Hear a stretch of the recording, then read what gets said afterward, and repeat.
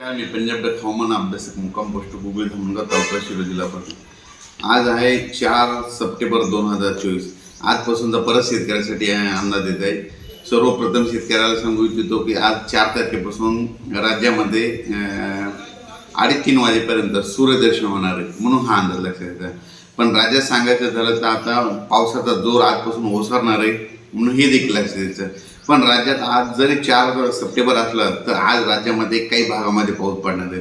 तर सांगायचं झालं तर आज राज्यामध्ये सोलापूर, लातूर, बीड, परभणी, नांदेड, त्याच्यानंतर यवतमाळ, हिंगोली, अमरावती, वर्धा, नागपूर, भंडारा, गोंदिया, चंद्रपूर, तसेच अकोला, बुलढाणा या भागात, तसेच जळगाव, जामोद, त्याच्यानंतर धुळे, नंदुरबार या भागामध्ये आज पाऊस येणार आहे, म्हणून हा अंदाज लक्षात घ्यायचा।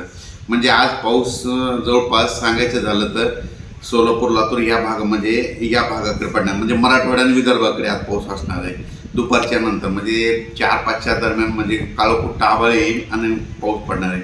त्याच्यानंतर उर्वरित राज्यात सांगायचं झालं तर विभागात सांगायचं झालं तर पश्चिम महाराष्ट्रात सूर्यदर्शन होईल, हे देखील लक्षात द्यायचं। म्हणजे पश्चिम महाराष्ट्रात आता 2-4 दिवस म्हणजे चांगलं दुपारपर्यंत सूर्यदर्शन होणार, आले तर एखादी सर येईल, म्हणून हे लक्षात द्यायचं। पण त्याच्यानंतर कोकणात देखील पाऊस चालू राहील। त्याच्यानंतर उत्तर महाराष्ट्रात देखील नंदुरबार, धुळे त्या भागामध्ये दिवसभर म्हणजे 3-4 वाजेपर्यंत ऊन पडेल आणि रात्रीच्या एक पावसाच्या सरी येऊन जातील, म्हणून हा अंदाज लक्षात घ्यायचा। राज्यात सांगायचं झालं तर म्हणजे आजपासून जवळपास म्हणजे आज 4 सप्टेंबर ते 11 सप्टेंबर दरम्यान पावसाचा जोर ओसरणार आहे, म्हणून हे अंदाज लक्षात घ्यायचा।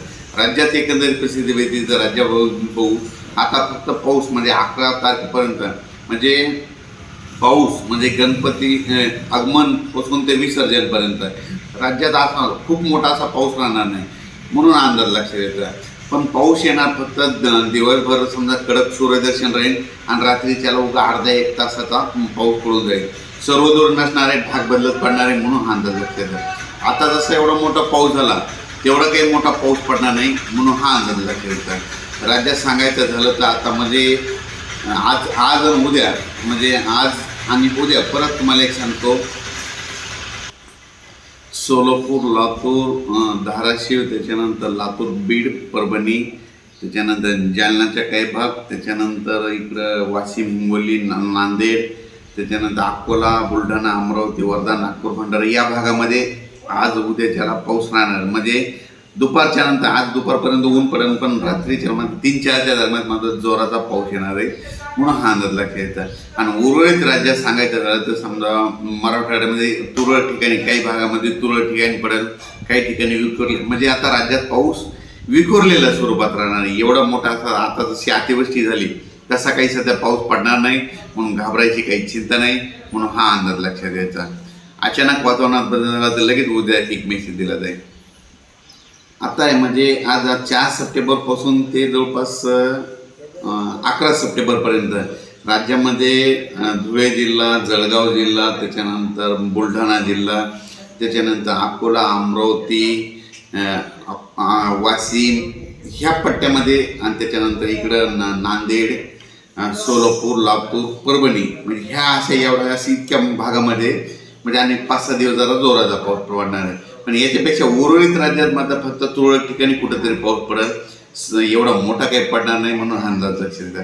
फक्त उगा 10-12 जिल्ह्यामध्येच, म्हणजे परत एक सांगतो, नाशिकचा वरचा भाग, त्याच्यानंतर नंदुरबार, धुळे, जळगाव, त्याच्यानंतर इकडं सिल्लोडपर्यंत, त्याच्यानंतर सिंदखेड राजा, त्याच्यानंतर जळगाव, जामोद, बुलढाणा जिल्हा, अकोला, अमरावती, वर्धा, नागपूर, भंडारा, वाशिम, हिंगोली, यवतमाळ, परभणी, बीड, जालना, त्याच्यानंतर लातूर, सोलापूर आणि इकडं सांगलीपर्यंत, ह्या भागापर्यंत असं या पट्ट्यापर्यंतच पाऊस असा म्हणजे 11 तारखेपर्यंत थोडा जास्त पडणार आहे, म्हणजे लय नुकसानदायक नाही पडणार, म्हणून अंदाज लागतात।